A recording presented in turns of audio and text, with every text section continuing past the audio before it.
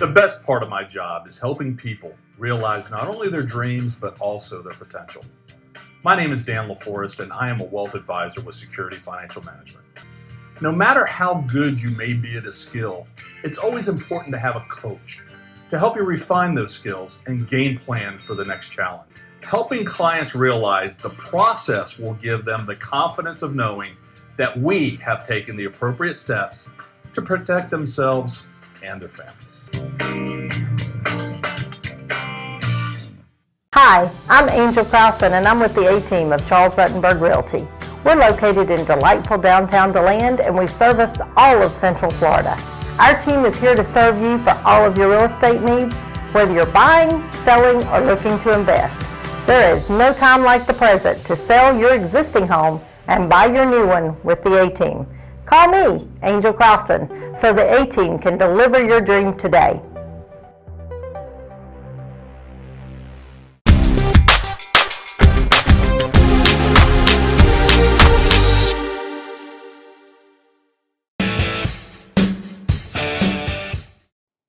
Hello, everyone. Welcome to the Florida Gridiron Report here this week on the Varsity Sports Network. Bobby Latmore, Heath Ziegler, Coach Kyle Hayes, and we're joined by the Tallahassee correspondent up there for the Varsity Sports Network, Andrew Jupe. Andrew, how you doing tonight?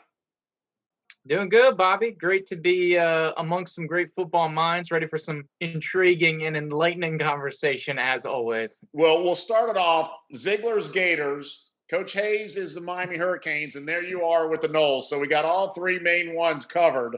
So just so that you know, it's going to get a little hot in here. But thanks for joining us tonight. You know, Jude, last week we went over the state championships, brought up all the 8 games that were played up in Tallahassee at Doe Campbell Stadium there on the campus of Florida State University. You went to a couple of those games. Tell us how it was. Tell us the atmosphere. I know the weather didn't cooperate on some of those games, but you know what? They still played. Yeah, absolutely. Yeah, I mean, the weather was less than desirable, obviously, but I mean, nothing you can do about that. You can be any area of the state and have bad weather. As far as everything goes, it was kind of obviously just with everything with COVID, it just seemed kind of stale. Just with everything, and of course, not much attendance. And you see it in the numbers. I don't know if you guys saw the official numbers or not, but pretty much across the board and overall, the state was probably about 50% of what it was last year. And of course, a lot has to do with them changing locations and last second stuff and everything else. But as a whole, the atmosphere, I mean, Doak can hold 80,000. And so with the attendance of the games, it never surpassed 5% capacity. So there's plenty of room for everybody spread out. They did a good job. Guidelines, everybody was getting, at least on the media side, that I went through temperature checks, all that stuff, and making sure everybody was obeying those protocols. And so I feel like in that regard, it went down well. But of course, to be expected, attendance was a little bit down. But I mean, we got some great action up and down all classifications. And we crowned 8 champions, which I think, as we look back to how the summer went, is kind of a big step going back from July. Of course, we've been past the championships a couple months now, but in that frame, I mean, hey, we got through it and we made it happen. And I think kudos to that. And they pulled it off. You know, could there have been some better options? Yeah, but I mean, we're all kind of rolling with the punches, man. Jupe, you were up there in the Big Bend area up there this year in Tallahassee. A lot was speculated on whether or not you guys were even going to have a season. Some of the teams up there didn't even get 5 games in. Tell us a little bit about what happened at the start of that season and how everybody was accommodating with that. Right. So, of course, the FHSA set up the minimums, but the big public county schools here, of course, we have about 17 to 20 teams in our region here in the Big Bend. Of course, the greater Tallahassee area, for those that aren't familiar. But in Tallahassee, there's 5 big public schools. They were put on the delay a couple weeks after everybody else, and they were only allowed to play in county schools. And we had some COVID pop-ups. And, for example, I know you referenced the state championship appearance, Rickards Raiders. They only played 5-6 regular season games before they got rolling here in the playoffs. And that was one of the limitations on them, that they could not travel outside of the county. And, of course, having to do that here solely in Leon, going against all the other public schools here in the area. You brought up Rickards. Their first ever state title appearance. It kind of showed a little bit, but you got to give props to Quentin Lewis, former grad there at Rickards High School.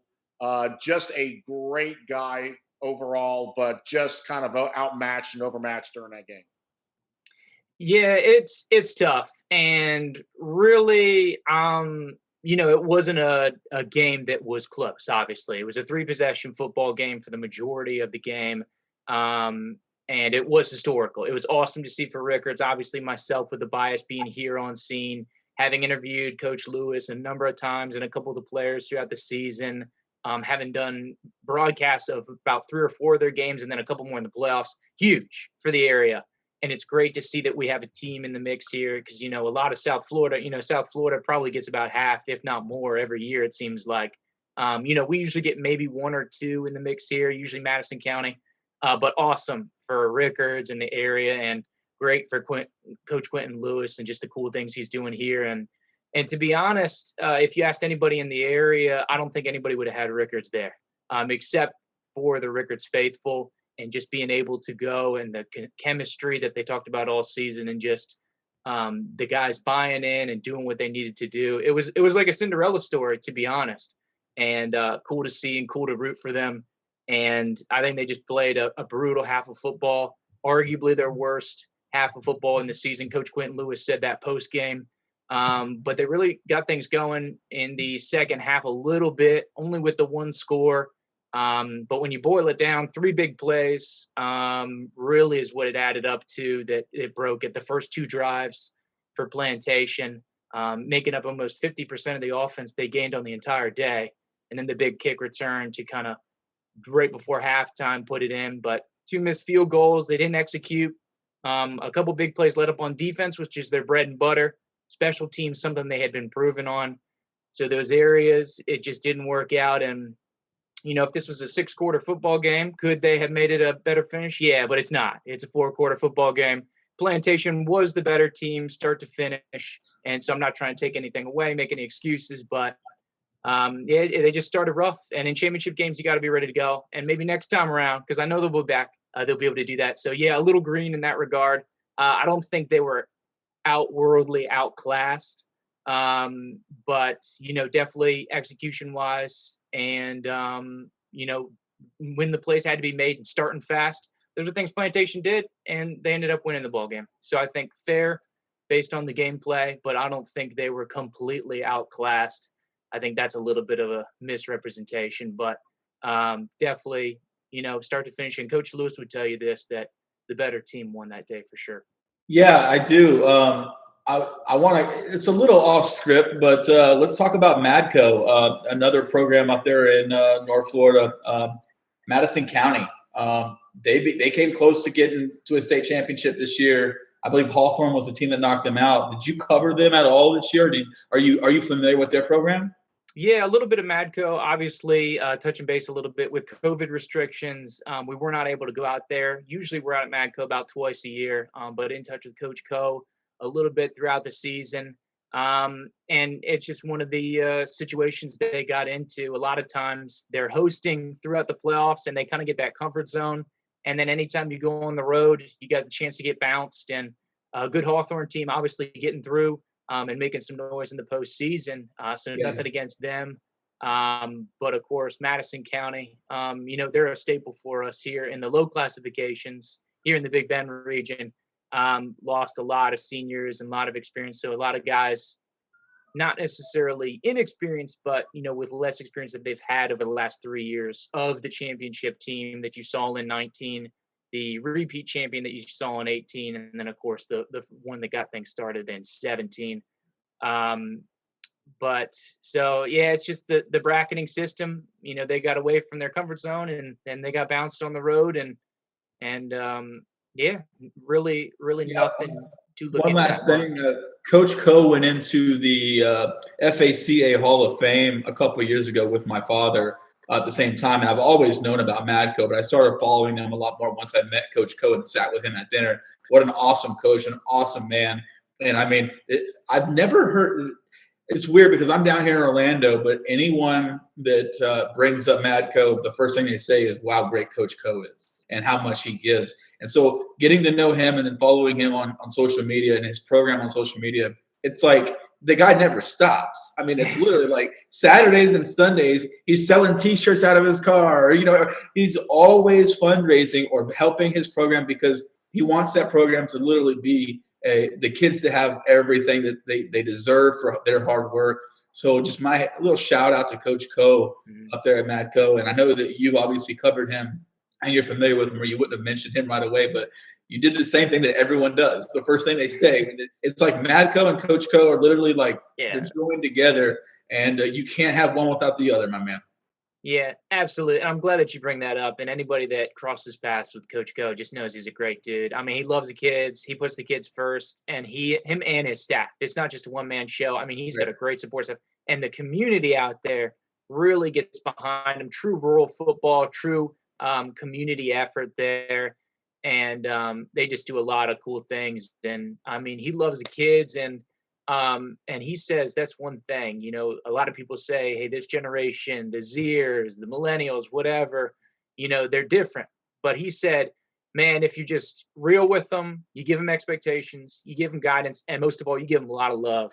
I mean, these kids will run through a brick wall for you. And I mean, Madison County's been doing that for years.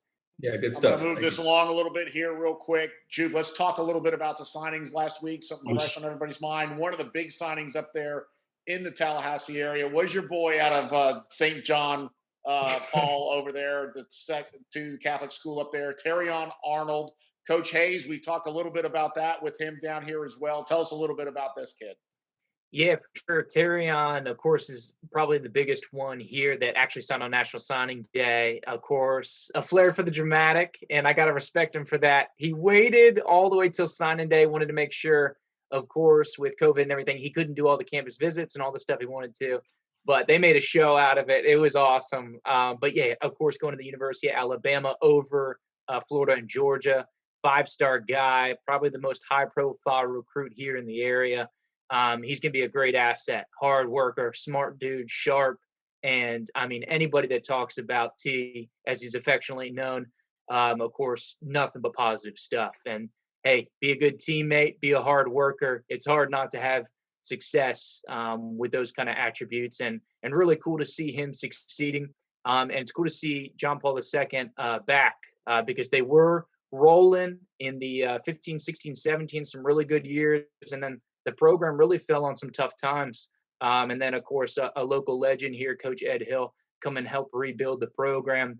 And so it's cool to see from that regard, St. John Paul II coming back. Terrion, obviously, a huge part of that this year. So wish him the best. And I think he's going to be an awesome asset. But he's going to have to compete for it, man. As everybody knows, if you read any kind of Sports Center or whatever, he's all over. And Alabama's going to be far and away #1 recruiting class, of course. So if he plays, he's going to do well. He's going to earn it for sure. Coach, you covered Terrion as well. Tell us a little bit about what you saw on him. Yeah, man, I actually had the luxury of doing one of my what I call Watch, React, Evaluate videos on him on my YouTube channel. And this guy is exciting. I did his sophomore film, his 11th grade film. And he was so good, I did an update on his senior film. I really, really, really like the way he plays the game. He does it all, from coverage, interceptions to tackling, taking kicks back. I mean, he puts the team literally on his back. And so it's great just to see that kind of talent, coming out of the state of Florida. Unfortunately going to Alabama, but I'm still happy for him. And as you said, Juke, that he actually took his time. He didn't get caught up with the hype. He took his time, and because of COVID, he didn't allow the pressure to kind of overwhelm him. And that shows a lot about a young man that's 17, 18 years old, that he can say no, right? And he can say, wait a minute, this is a lifetime deal for me. Let me make sure I make the right decision. So that goes to show his maturity level as well. Oh, absolutely. No question about it. Another big signing up there to Auburn, another D1 school, Amari Harvey out of Florida State University, Jupe. I know you covered a lot of Florida State games this last year. You got to see this kid up in front and close personal, didn't you?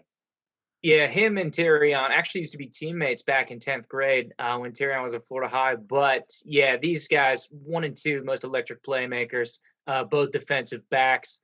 and of course, just all over the field. Of course, offensively as a wide receiver as well. He, of course, signed early with Auburn, so we know he's been out there for a while. But interesting to see because this is kind of a theme we go through with some of these higher profile recruits that we'll see, especially in the class of 2022. I don't want to jump ahead of myself, but a lot of these relationships, so cool to see these guys, one go to Auburn, one go to Alabama. I can only hope maybe 2-3 years when they're both starting, we get some Amari on Terry on action like we saw a couple years ago, and they used to do regularly back in practice.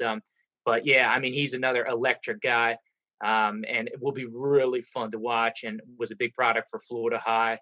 Massive part of their 1-2 punch they had offensively and in the secondary this year, of course, with Trey Donaldson, who we'll probably get to a little later in the show. But yeah, Harvey is a beast, man. And everybody wanted a little piece, and especially Florida State here locally couldn't keep him in state. So, of course, my boy selfishly sorry to see him go, but he's going to be doing great things out of Auburn.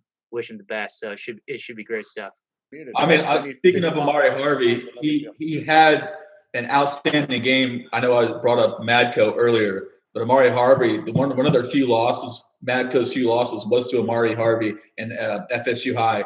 And in that game, he had 2 touchdowns, I believe, and I believe that was the only 2 touchdowns, if I remember correctly. But Amari Harvey, obviously, he balled out, and he got one over on Coach Co and Madco. Yeah, he had a couple big returns. I think one was an interception return. He went back, and then it was either a kickoff or a punt, but both critical times, too. It was kind of that big player, big time, big moment, big execution, and he really got the crowd going. And, critical juncture, and that was a huge win for them, part of a big undefeated regular season. But, yeah, absolutely. He was kind of the jump start of that process. Yeah, great point. I forgot. That was so long ago. But, yeah, that was one of those early weeks, like week 3, I think. Yeah, I've got a mind like a steel trap, my man. Coach, we won't go there, Coach, but that's okay. Just real quick, Juke, give us some more of the signees, where they went up there in Tallahassee. Tell us all your top recruits up there, most of them. Just kind of read off where they went to school, where they're planning to go to school. Yeah, for sure. Yeah, I'd like to go kind of a little big picture after this one, but DeAndre McCray, of course, a big 3-star guy, electric, was going to go to Georgia Southern, a late flip over to Austin Peay State University. So that was a big one for them. As far as here locally, FAMU, I think, did a great job of cleaning up some recruits here, some big linemen, Tamari Brown from Wakulla.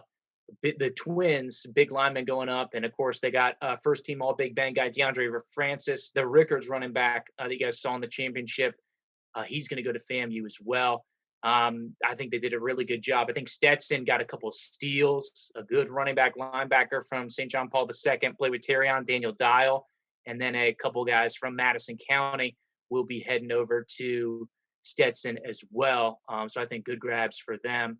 But it seems like annually, a lot of guys flying under the radar, and Coach Willie Simmons sliding in there. And I think you got a couple of really good players that he's going to get some great value of, including Francis, who was on that Rickards Raiders team, like I said.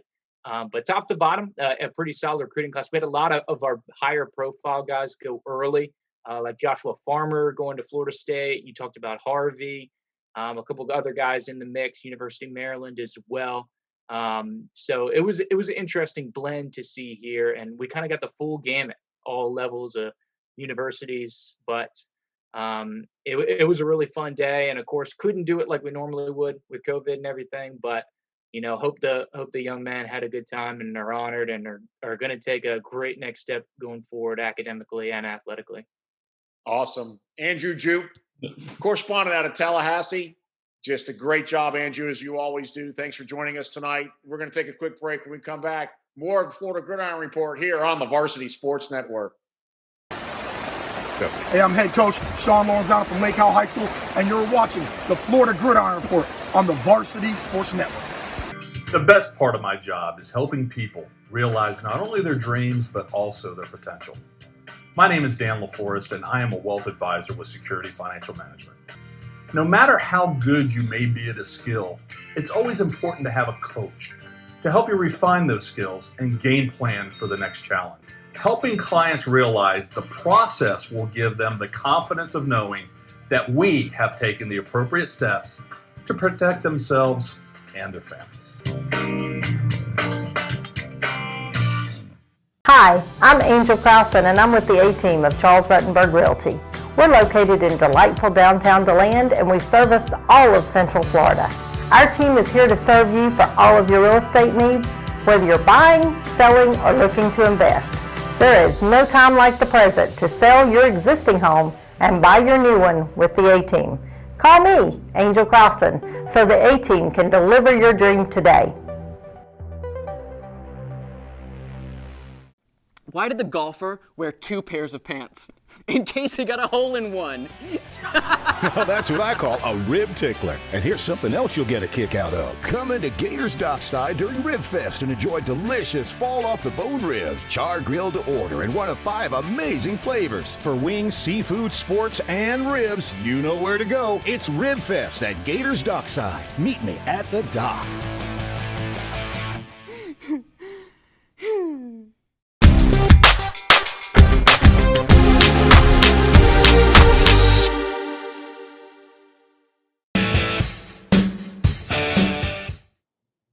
Welcome back, everybody, here to the Florida Gridiron Report here on the Varsity Sports Network. Bobby Lattimore joined by Dan LaForest, Kyle Hayes, and Heath Ziegler. Guys, great first segment right there with Andrew Jupe up there in Tallahassee, learning a lot about what's going on in the Big Bend right now. But let's focus right now a little bit on Central Florida. We brought Dan in on this one right here. Dan, a lot of coaching changes going on right now in Central Florida. You've talked to a lot of these coaches that have gone out, that have come in because you're with the Orlando Touchdown Club. You keep in touch with these guys. Tell us a little bit about what's happening right now here in the Central Florida area. Well, there's been a number of changes here in Central Florida, both in the Orange, Seminole County areas. In Orange County, we have a new head coach at Evans High School, which is Kennard Lang, alumni of Evans. Was previously, the last few years, has been a coach at FIU down with Butch Davis down in South Florida. We also have a new head coach at Wekiva, and this is an interesting story. Jeremiah Rodriguez Schwartz takes over at Wekiva. He was formerly last year under Bill Gerke at Orangewood as the OC, but now gets the head nod at Wekiva. And an interesting note with him, he was a really good player under Bill Gerke at Edgewater. Another big name that came back, Jermel Jones, who won a state championship at Masters Academy, went off to Tennessee and was coaching at a high school last year, now gets the head coaching at Lyman. And then there's still another 5-6 jobs that are still available right now here in Central Florida, including Oviedo, which is working on its 3rd head coach here in the last 2 years. Heath, I'm going to turn this one over to you. Let's talk a little bit about Kennard Lang over at Evans. He's a guy that's played there before. He left to go coach in college, like Dan said, but you know a little bit about him coming back to Evans this year. I do.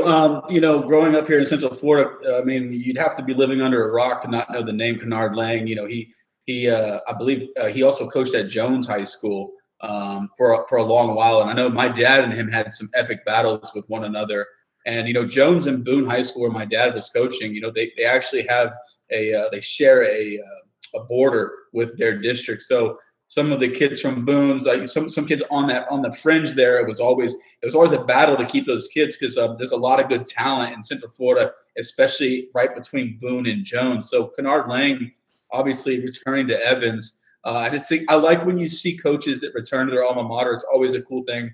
Obviously, my dad, Phil Ziegler, returns to Boone as the head coach, and I think that's one of the things I've always talked about on this show, and that's the power of community. The power of coaches and their impact, not just as a player, but then taking the game to the next level and playing on Saturdays, and then full circle coming back and working for their alma mater and their program. And it seems to be a common thing with the coaches. It seems like when they get back into coaching, if they're near their home area, we saw it with Scott Frost in college last year.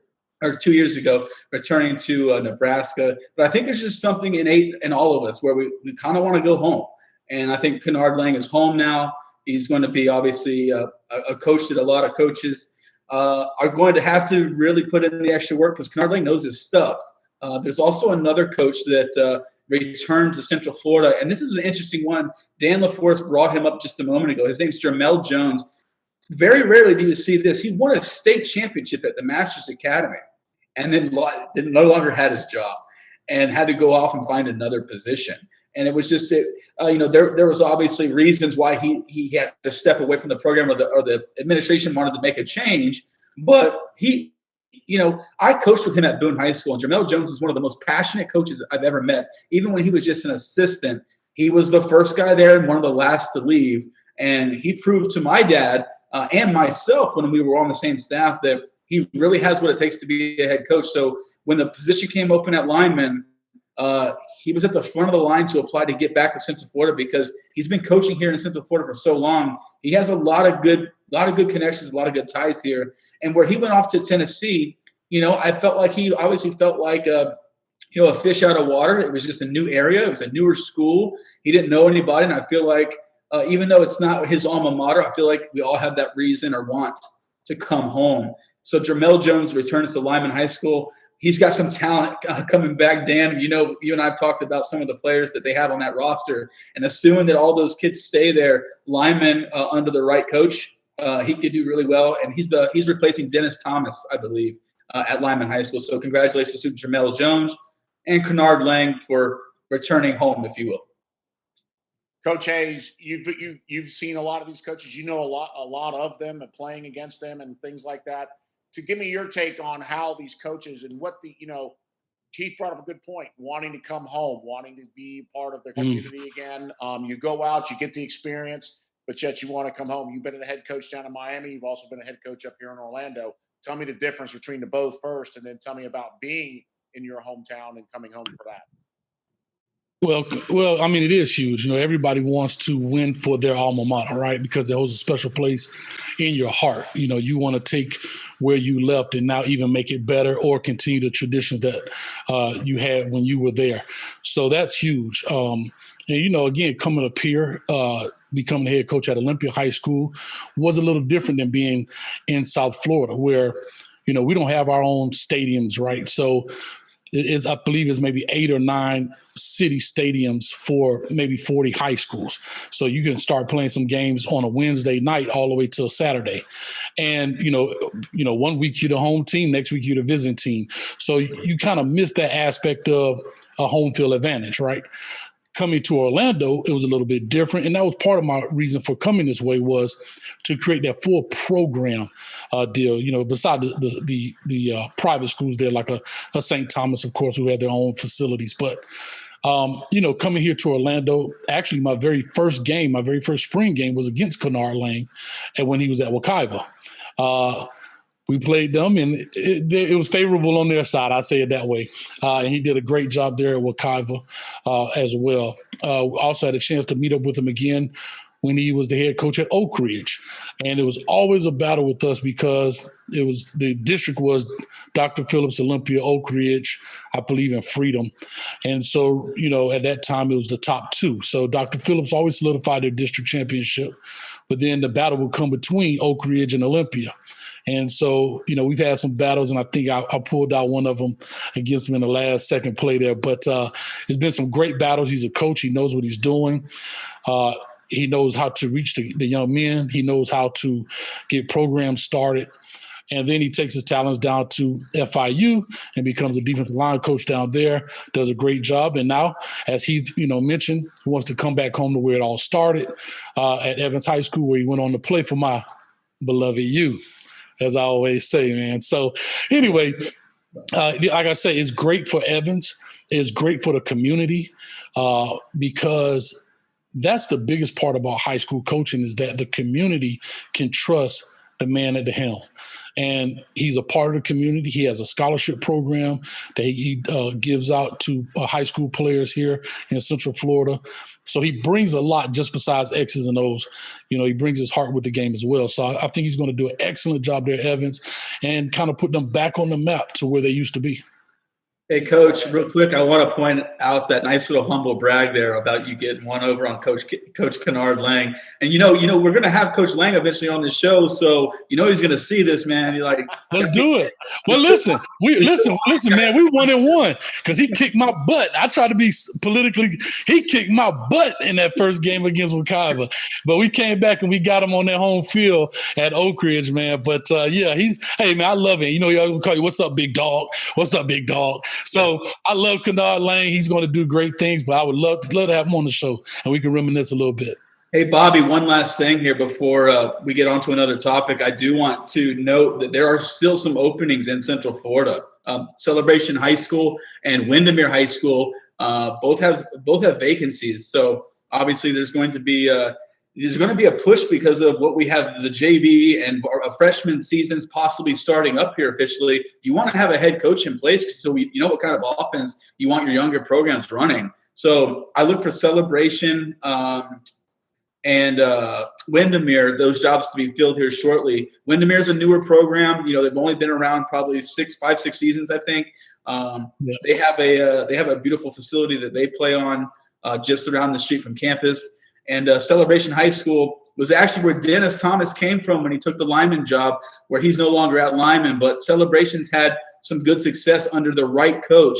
It's a unique community that they have down there. Celebration's a campus that's just really built inside of Disney in a way. So it's a unique program, a unique situation. So Celebration and Windermere, 2 positions in Central Florida that are still vacant. Look for them to be filled within the next week. Also, you've got Freedom High Schools open. Coach Mahoney stepped down last week. And just for note, also, we have Bailey Grenier stepped into Masters Academy. Wes Allen stepped down last week. Coach Grenier was the offensive line coach for Masters Academy. So, again, a lot of changes here this year. And you feel for Windermere, who, again, another program who's had 3 head coaches in literally 2 years. So hopefully they can get the right guy in there and we can get a little bit of stability with these kids. Yeah, and I just want to say this about Windermere because when they first started their program, again, I was at Olympia and we played them.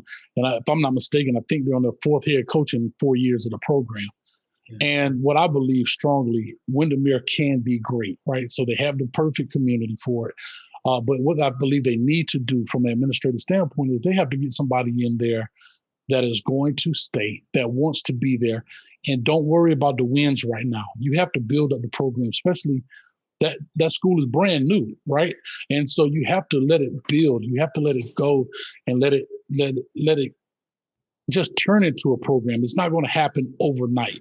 And so I really think that if they can get a guy in there that wants to be there, we're not worried about wins and losses right now. We're worried about building a program, doing right by the young men, giving them opportunities to play and hopefully get to the next level at college. And the wins will come. The wins will come. You're right, Coach. And the other thing, too, is they're adding another high school in that area, which is Lake Buena Vista. Joe Renzi, who came up from St. Cloud, filled that head coaching spot. That'll be a brand new high school here in 2021. We'll talk a little bit more about that later on as new high schools are being built every year. Who's it drawing from? Who's it going to take away from? Who's going to benefit? Who's going to be hurt by it? So we'll talk a little bit about that as the weeks go on here on the Florida Gridiron Report. But right now, we're going to take a quick break. When we come back, more high school football here in the state of Florida here on the Gridiron Report on the Varsity Sports Network. You're watching the Florida Gridiron Report on Varsity Sports Network. The best part of my job is helping people realize not only their dreams, but also their potential. My name is Dan LaForest, and I am a wealth advisor with Security Financial Management. No matter how good you may be at a skill, it's always important to have a coach to help you refine those skills and game plan for the next challenge. Helping clients realize the process will give them the confidence of knowing that we have taken the appropriate steps to protect themselves and their families. Hi, I'm Angel Crowson, and I'm with the A-Team of Charles Ruttenberg Realty. We're located in delightful downtown DeLand, and we service all of Central Florida. Our team is here to serve you for all of your real estate needs, whether you're buying, selling, or looking to invest.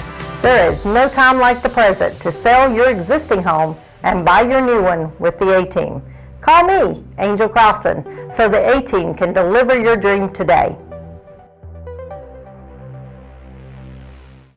Why did the golfer wear 2 pairs of pants? In case he got a hole in one.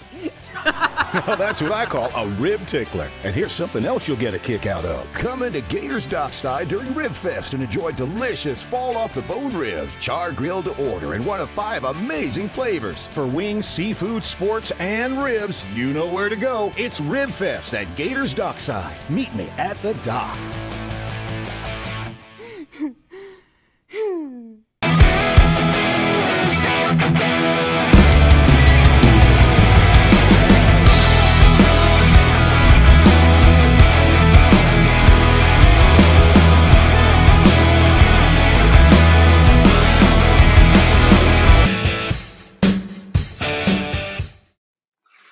Welcome back, everybody, here to the Florida Gridiron Report. Bobby Latmore here, along with Heath Ziegler, Coach Kyle Hayes, and our Orlando correspondent from the Orlando Touchdown Club, Dan LaForest. And Dan, you mentioned one other change, that notable change here in the Central Florida area for Coach here during the break. Tell us a little bit more about that. Yeah, I think it's at Windermere Prep, and Windermere Prep's had an outstanding program here with the small schools here in the area. Brian Simmons, who's the defense coordinator, was actually promoted to head coach this year. So that's another notable new head coaching position here in the area. Fantastic. Guys, big week last week. We've had a lot of signees happen here, especially in the state of Florida, which is the hotbed of high school football, 4 colleges across the nation. A lot of colleges from outside this state came in and took a lot of our kids away to go play outside this state this year. Alabama taking out of the top 12, they took half. They took 6 of these kids, our top players this year, to go to Alabama. And Coach Hayes, you got to like it, baby. They got a little bit going on down there to you.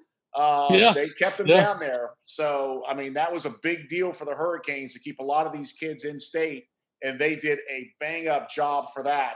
But looking at the list right now, a lot of these kids in the top 25, top 50 here that signed, we saw a lot of them last week in the state tournament that was playing, but the number 1 player in the state, Leonard Taylor, we talked about him. Coach Hayes out of Miami Palmetto, you know a little bit about him, 6'4", 265 defensive tackle down there, signs with the U. You got to be pretty happy about that.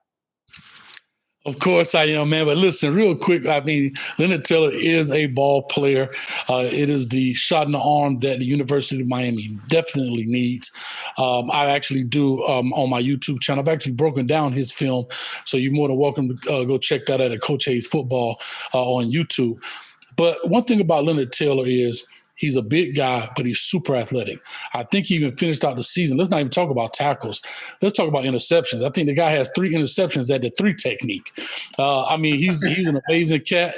I mean, he's a ball player. He's blocking punts. He's doing it all. So he's the kind of guy that we have to have. And Bobby, kind of to your point, not even just the University of Miami, but Florida State and Florida. These 3 teams, even though we necessarily don't like each other, what we have to do as the state teams is come together and keep the other guys out of our backyard. And that will create those rivalries against the Wild Rights, you know, the Florida and Florida States and those type of things. Because like you said, a team like Alabama comes into our state and takes half, 50% of the elite players. The Christian Learys, the Ja'Cory Brooks, all these type of guys are going to Florida State, and we've seen it in the past with the Amari Coopers, the Calvin Ridleys, the Jared Judys. I mean, the list goes on and on. Derrick Henry from Yulee, Florida. I mean, the list goes on and on. So hopefully these 3 programs, including the UCF, who can keep these top players in the state, will really bring back Florida football on the collegiate level, which would be great. And it would create great rivalries because a lot of these guys in high school played against each other. You know, I want to bring up one point too. Right now, Dan LaForest is already a step ahead of me. I know he is right now. He's sitting here thinking too. UCF hiring Gus Malzahn for the Knights coming up here in this next year. How big is that for UCF to keep a lot of these players in? Now, of course, he's coming in on the backside of the recruiting process. But give him next year, that's going to be a big takeaway for a lot of those outside teams, colleges coming down. What do you think, Dan? Well, especially I saw the press conference earlier today, and what I took away from it was this quote: we will recruit the state of Florida like our hair is on fire. I think that pretty much sets what Coach Malzahn's his priority is going to be in the recruiting trail coming into the class of 2022. And look at him coming up from Auburn, having success there for a little while, was on the hot seat the past few years, but, you know, he's competing against Alabama in state. He comes to Florida with a very hot program with UCF already established, and now being able to recruit here in the Central Florida area where, Coach, we saw the Christian Learys and we saw some other players come out of here. Those kids aren't going to Alabama anymore, are they? Hopefully not, man. I mean, like I said, I want the rivalries. You know, I always say I hate Florida. I don't like Florida State, and I love the U. But I love a great football game, especially in-state rivalries. You know, it's nothing like the wire rights. It's nothing like getting these games down to the last few seconds. And the beautiful thing about these games were all these guys played against each other in high school.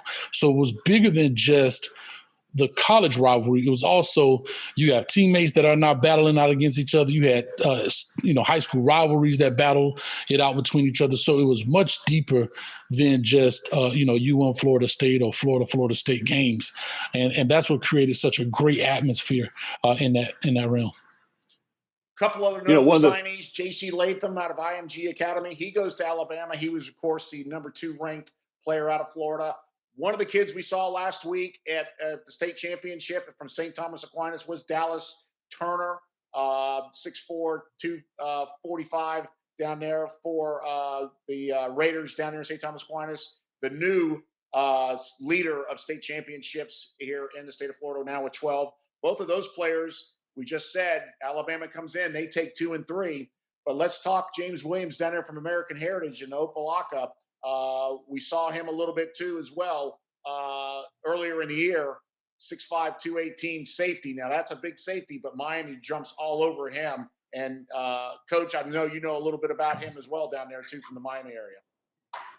Yeah, definitely. I mean, James Williams is an imposing figure. I mean, like you say, 6'5", 220, and that was his listed weight as a junior.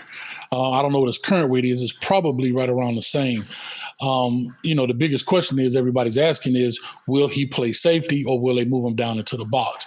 Well, that's yet to be seen. We'll find out. You know, like I said, 6'5" safety is huge, but one thing about it is he's rangy. You know, he can cover sideline to sideline in a few steps, and they also come in the box and hit you. So that's big, And then, like you say, the Dallas Turner so far. And I've done those videos on those guys as well, so you should have checked those out. But, definitely, man, James Williams is huge. And the biggest thing about James Williams, he wanted to be at home. And so he wanted to play at home. He always said he wanted to go to the University of Miami. And so Manny Diaz and his staff made that happen. Rounding out the top 5, Jason Marshall out of Miami Palmetto again. 6'2", 180 cornerback. He finally shows up. The Gators finally show up down there in La Forest with their first one out of the top. They got one of the top 5 guys here in the state of Florida. So Florida trying to get back a little bit on prominence here, recruiting back in the state. What do you think about that move? Well, I mean, Florida here in recent years is DBU. So, they've had a great track record of getting great talent in the secondary. They were young this year. They're going to be much stronger, but to add a kid of this size and caliber is definitely, plus you have Dakota Mitchell from Winter Park High School, safety that's going to be added to that secondary. I consider that a pretty strong class for the Gators. Heath, I'm going to bring you in on this one. We go to some local talent here in the Orlando area, which you covered here each week. They're on the Orlando High School Scoreboard Show. Christian Leary out of Edgewater. Did not have a very good showing there in the state championship, but this kid can play. Signs with Alabama. He's a number 17th ranked player coming out of Florida. Just a tremendous talent that Nick Saban's going to have over there in Alabama next year. Yeah, and obviously being close with the Edgewater program and Coach Cam Duke is one of my best friends. I've known Chris for several years while he's been there, and Coach Cam Duke told me 2 years ago that Christian Leary was going to be someone special. And obviously, you don't doubt a head coach. He sees these kids day in and day out. So I kept my eye on him, and sure enough, he ended up becoming one of the biggest impact players in Central Florida. Real quick to go back to Jason Marshall, who's heading to University of Florida, who we just spoke about. In the first round of the state playoff game, He had 2 interceptions against Dr. Phillips, which knocked Dr. Phillips out. So he had one of those classic standout games against Central Florida. Is one of the best programs in Central Florida, eliminating their season and ending Coach Rodney Wells and their goals and paths to making it back to a state championship game. So Jason Marshall is obviously somebody that here in Central Florida we definitely know a lot about, and he's definitely hurt us a few times. But yeah, other players in Central Florida, the Dan LaForest, and I've talked a lot about, is Danny Stutzman, another great athlete all around. He's headed to Oklahoma.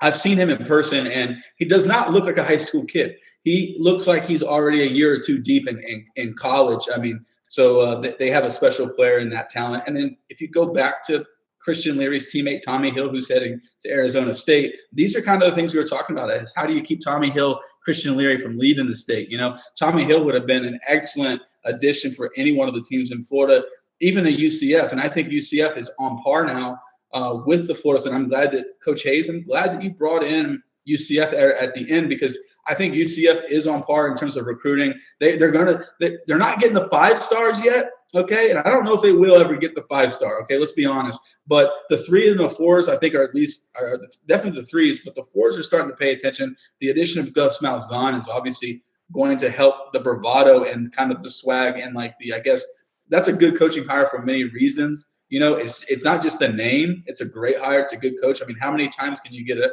former national champion, or how many times can you get a former SEC coach to come down for UCF? I think that's something for them. It's really cool for them and what they did. But yeah, lots of Central Florida players that I covered this year are leaving the state. I think the recruiting with the addition of Gus Malzahn is going to stay closer. And Dan, you brought up a good point, my man.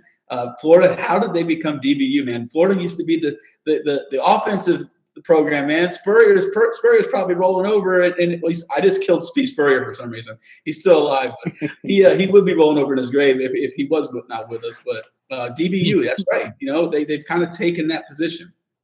Well, I want to bring up one point.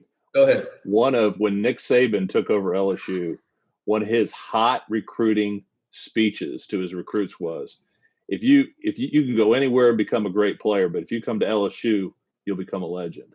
And I'd like to throw that back at Coach Saban, because, again, you leave the state of Florida, you could be a great player, but if you stay local, the people here will talk about you forever. That's right. And if you don't mind, I'd just like to add some things. Heath, you made a great point about UCF. And one thing I'm going to say about that program, and from the administrative standpoint, they understand this more than X's and O's. They have now invested in that program, right? Building the stadium, upgrading the facilities. They have an indoor practice facility.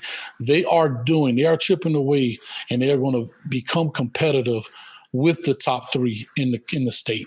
You know, and also to your point of, this is what I was saying before about those 3 programs. We can't lose the Christian Learys. We can't lose the Mario Williams from out of Tampa to Oklahoma. We can't lose those guys out of the state. And Bobby, not to offend you, but we can't lose those guys to Georgia. You know what I mean?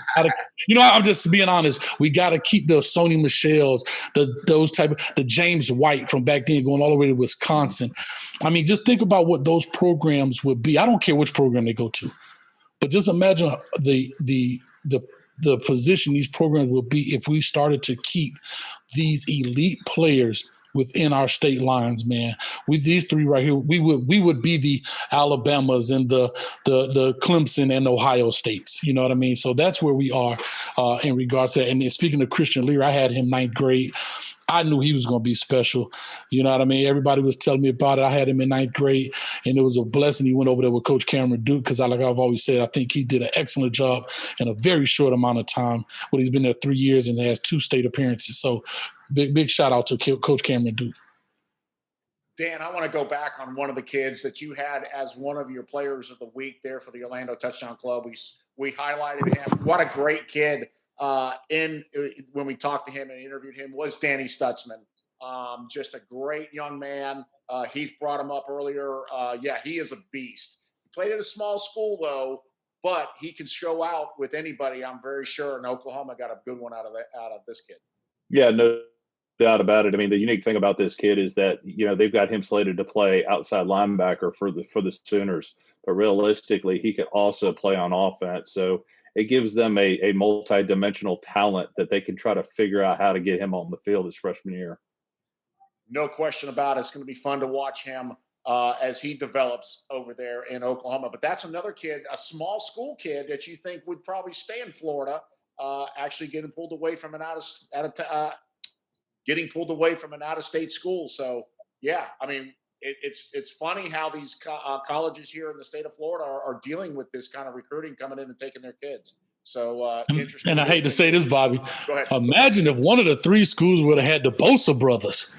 Come on, man. I mean, I'm just talking about what it could be, man. We got these coaches in these programs. We gotta keep these guys. They can't go any more north than Jacksonville to Tallahassee. They have to stay home. We know what it could be. It was called the 90s. Yeah. Yes, it was.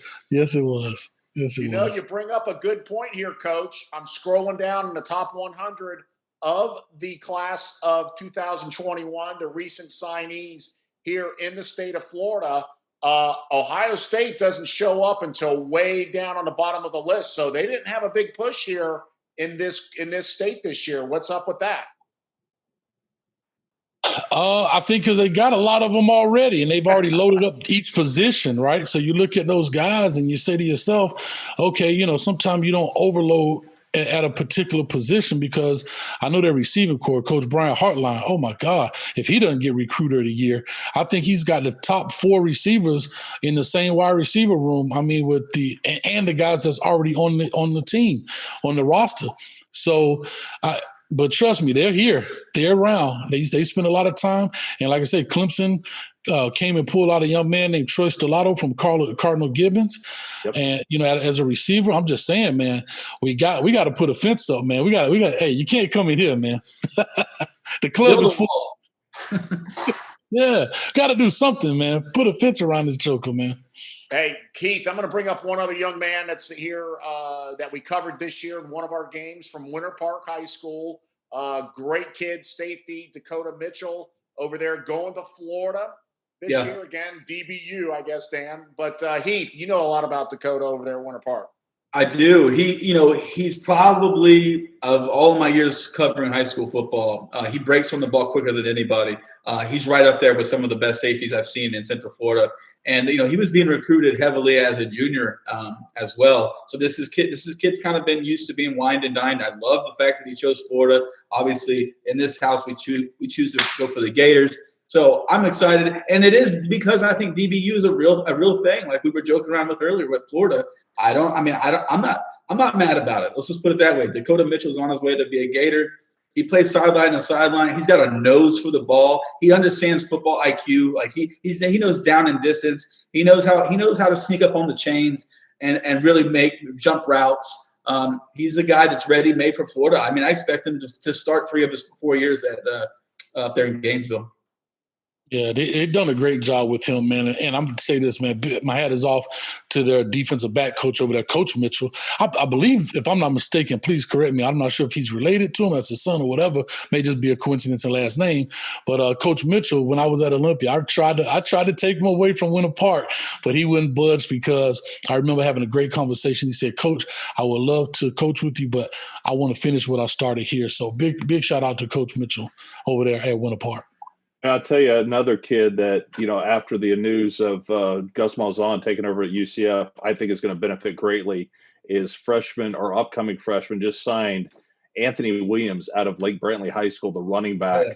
I think he fits Coach Malzahn's offense to the T. And Heath and I were talking about earlier, I think he just got 8 more snaps a game. Oh, no question about it. That fits right into what his wheelhouse is. Gus Malzahn's loving that. Because when he sees him come into town, he's going to love that whole program over there with him as well from Lake Brantley. Who knows Sean Bray Jackson? Sean Bray Jackson went to Boone High School, and he obviously played for my alma mater, played for Coach Andy Johnson. All right, well, let me come into it before you start saying it. I was just asking, so I'm just going to cut this out, but I just want to know who could talk about him. Oh. He's the first one from Florida State that's in the list. Yeah. Florida State finally got somebody here out of Central Florida, and that's what I want to talk about. Here we go. What does he play right quick? What does he play? Defensive end. He's got the size definitely to play for the Noles. All right, here we go. Okay. I'm going to turn this one over to Heath. Heath, Chambray Jackson out of Boone High School. Florida State finally coming into Central Florida to pull one out of Boone High School, your alma mater. This kid's good. Yeah, he is really good. And Andy Johnson, the head coach there, knew he had something special when Chambray came there. And this guy, I think he grew like 5 inches his sophomore year, and he really got the size to be a premier defensive end recruit. You know, a funny thing with him is he originally committed to the University of Florida. When I spoke to him, when I had him on our show, and we did a little Twitter interview, at the time, he was all about the Gators, and he was heading there. So I think it was a steal for Florida State to not only get a great player like Chambray Jackson, but to take him from the University of Florida. That's always something that puts a little salt in the wound. So Chambray is heading up to Tallahassee. I got to see him play obviously quite a bit because I covered Boone, just being my alma mater. I never missed one of their games of watching them on Huddle. And Chambray, he's just a wrecker, man. He just creates havoc for teams. And I mean, you have to double him in high school, so it really makes it tough on your offensive line. Definitely opens up a lot of lanes for the blitz packages. So he's going to have his work cut out for him at Florida State. I mean, to obviously get some of that swag back at Florida State. But a former Florida Gator commit ends up going to Florida State. And anytime you hear that, I mean, there's some bad blood around that transfer, that switch that he made. But yeah, Chambray Jackson's a fun guy to watch. I mean, expect him to. It won't be long before he's getting snaps on Saturday, because, like I said, he's got the motor and the size and the knowledge. He's a really, really smart kid. That I wouldn't be surprised if he's not one of the few players that end up from Boone that end up playing on Sundays. You know, not to mention also a couple guys that for some reason aren't on this list, but to talk about Timmy McClain from Seminole, the quarterback out of Seminole, and wide receiver Jimmy Harm, both signing for South Florida. I think those guys are going to be difference makers as well, and quality of athlete with every one of these guys. Yeah, you kind of would put them up high on that list since they won a state championship in 8A, the top one here in the state of Florida. The two main reasons why they got there and then why they won. So interesting why those two young men are not on there, but both of them, like Dan said, going to South Florida. So South Florida picking up a good bunch of kids right there, and those two young men going over there out of Sanford Seminole over there. Javante Gardner going to Jacksonville State University out of Jones. Dan, we talked about this program during when we covered the Jones-Edgewater game. At the size of the kids on the football field were already college ready. And this is one of them right here, 6'5", 310 pounds, offensive tackle. I mean, this guy's good. Yeah, and you mentioned it. You know, I think when we were covering the Cure Classic All-Star, the offensive line was outstanding, big and strong, and he was one of them. And we got to see a preview of what he could be at the college level. Coach, I know you covered him as well a little bit here locally. Just what do you think about him as far as an athlete? I mean, like you said, he's already college ready. I mean, 6'5", 310.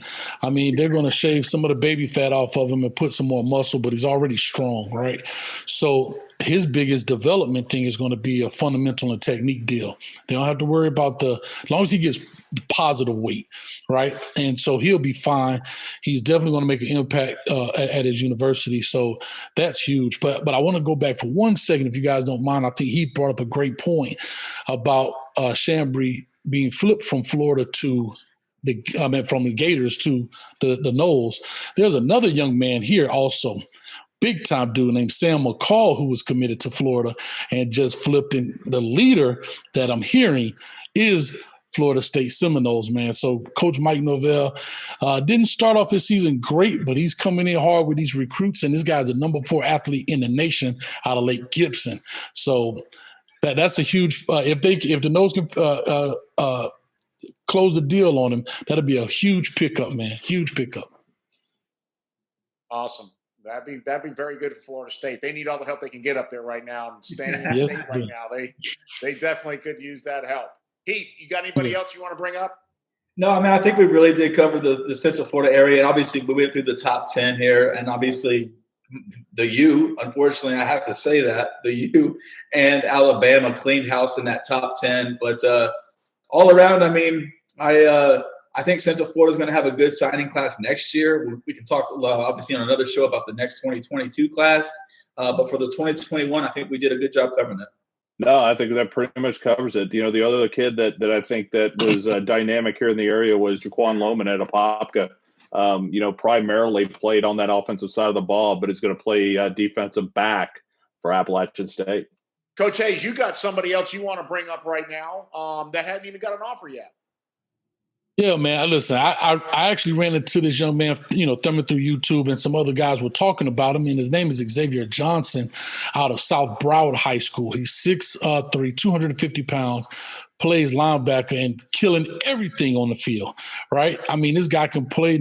He's blitzing, he's in coverage, making interceptions, he's blocking punts, he's doing everything. But in my video I did on him on my channel, he doesn't even have an offer. He doesn't even have a 247 profile, Bobby. And what I'm saying is we have to make sure that we showcase these young men to get their names out there, right? And so when I put on there, the comment section going crazy. Everybody wants him to go everywhere.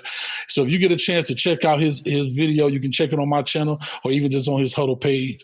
His name is Xavier Johnson from South Broward High School. Amazing talent, right? And some people talked about grades, and I had a chance to actually speak to him. He said he's working on a couple of things, but his grades are still up to par. I won't put his GPA out there, but I put it this way. As a coach, I've gotten kids into college with less. So I'll put it that way. Good point. Definitely good point. That's what happens a lot here in the recruiting process. A lot of these kids don't get the exposure, number one, because of what school they're at. They're not winning or things like that happening. They're in a small area. They don't get the coverage that a lot of people have. But a lot of them fall through the cracks. So hopefully maybe we can change that here a little bit by highlighting some of these players throughout the year. We never know. Just any part of exposure for any one of these kids is definitely a benefit, and we're here to do that for them as well. We're going to take a quick break. When we come back, more here in the Florida Gridiron Report. Don't go anywhere. You're watching us on the Varsity Sports Network.